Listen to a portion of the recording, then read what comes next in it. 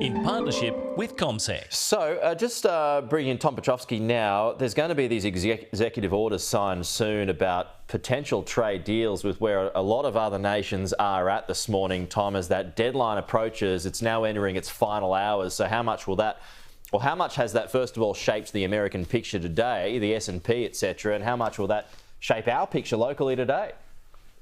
Well, Pete, you might be a little bit disappointed to hear this, but it was probably at the margins in terms of a factor driving markets in the last day, because we're moving through the teeth of a storm as far as corporate and economic news is concerned. Indeed, market events, we've just seen a day earlier the Fed decide on rates. We just heard the US President offer his views on Jerome Powell, who has been arguably one of the better US Federal Reserve chairmen that we've seen in recent history. So it's important to create some context about what Mr. Powell's done. He's being cautious because he understands the potential inflationary impact of tariffs.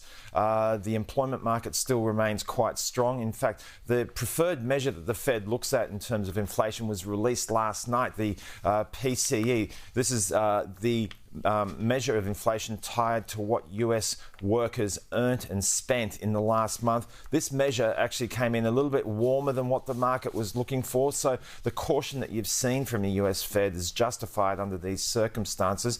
This was a factor that just saw US markets turn off their best levels of the day, give up those gains and end in negative territory. But on the other part of the equation, we've seen some excellent earnings from organisations like Microsoft and Meta. We covered that yesterday in after hours trade, but in the day session you had Meta shares up by 11%, Microsoft up by 4%. At the heart of these numbers are investment figures. They're spending vast sums of money, but they're getting a return on that investment. The market likes that news.